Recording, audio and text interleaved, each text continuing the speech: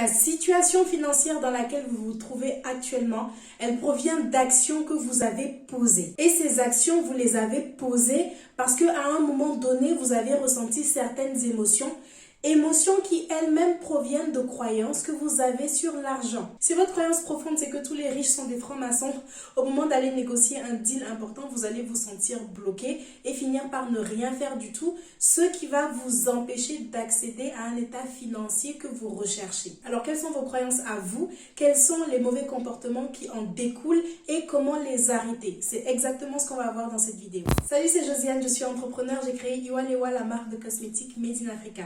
Ici, je partage mon parcours afin de bâtir une communauté où nous pourrons évoluer tous ensemble en productivité, self-esteem et business. Comme je l'ai souvent dit, la gestion financière est clairement la chose que j'aurais voulu comprendre au plus tôt de mon aventure entrepreneuriale. Je pense qu'aucun entrepreneur à succès ne peut y échapper, alors autant s'éduquer sur le sujet dès maintenant. Je vous propose de faire ça ici tous ensemble. Comment identifier ses croyances liées à l'argent quand on est entrepreneur?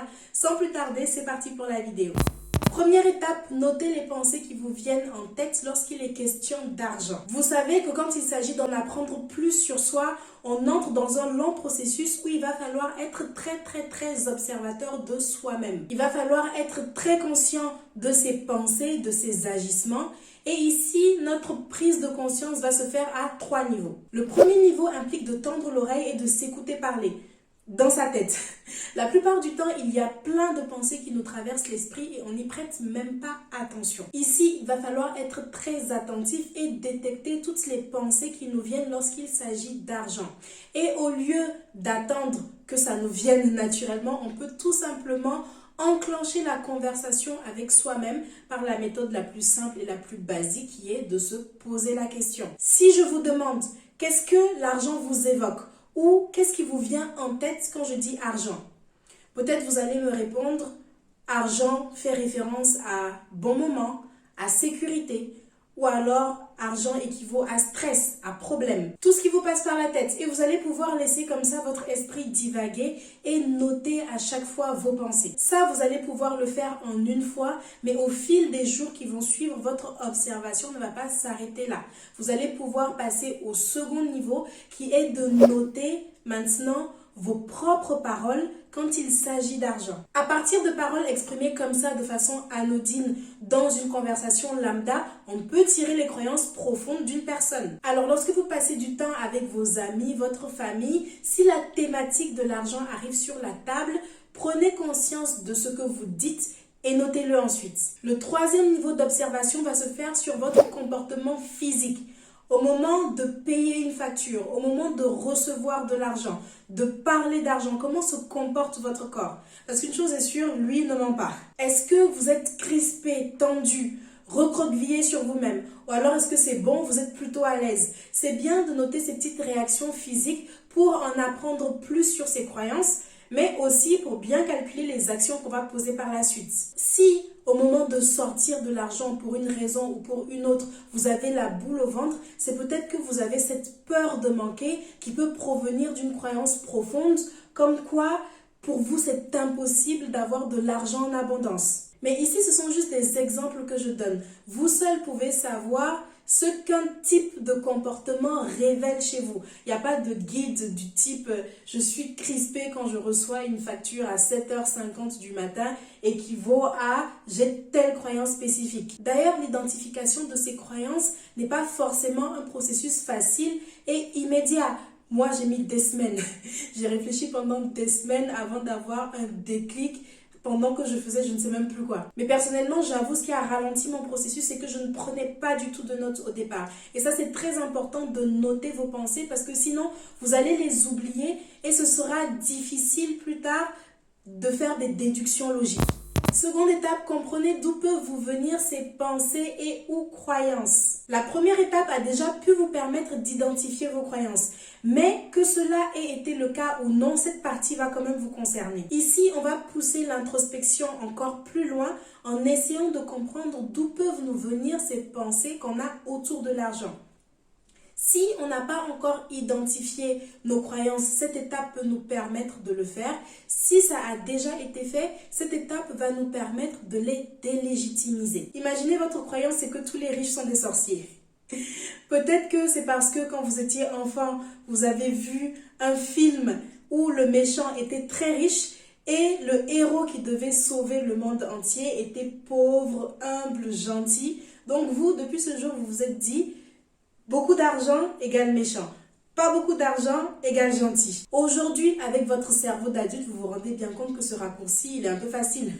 Est-ce qu'avec ce seul film-là, déjà c'était de la fiction, mais est-ce qu'avec ce seul film-là, on peut représenter tous les riches du monde entier? Et est-ce que vous, avec votre regard extérieur et de votre position d'humain, vous pouvez réellement juger de si tel ou tel milliardaire est foncièrement bon ou foncièrement mauvais, juste en vous basant sur sa vie apparente ou sur ce qu'on dit de lui dans les médias? Évidemment que non. Alors vous voyez, comprendre d'où nous proviennent nos croyances peut nous aider à les délégitimiser. Et ce, rien qu'avec notre logique. Alors demandez-vous quelle était votre relation à l'argent déjà étant petit. Qu'est-ce que vous entendiez? Qu'est-ce qu'on vous disait de faire avec l'argent?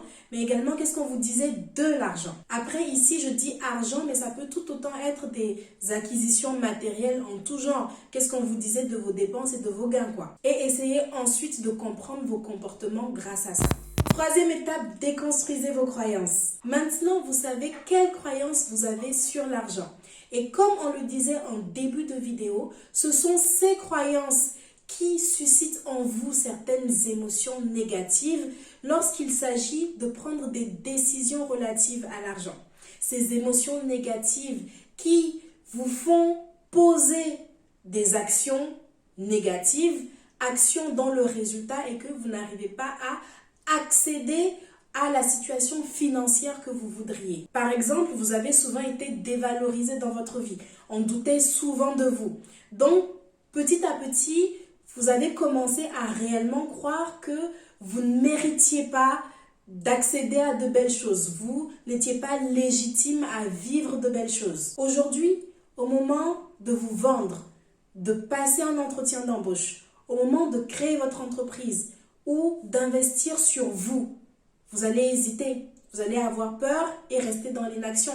Parce que de toute façon, vous êtes convaincu que vous n'en valez pas la peine et que ça ne va pas marcher. Résultat, votre carrière professionnelle ne décolle pas, ce qui fait que vous stagnez financièrement. De façon générale, la stagnation financière est un phénomène beaucoup plus répandu que ce qu'on croit.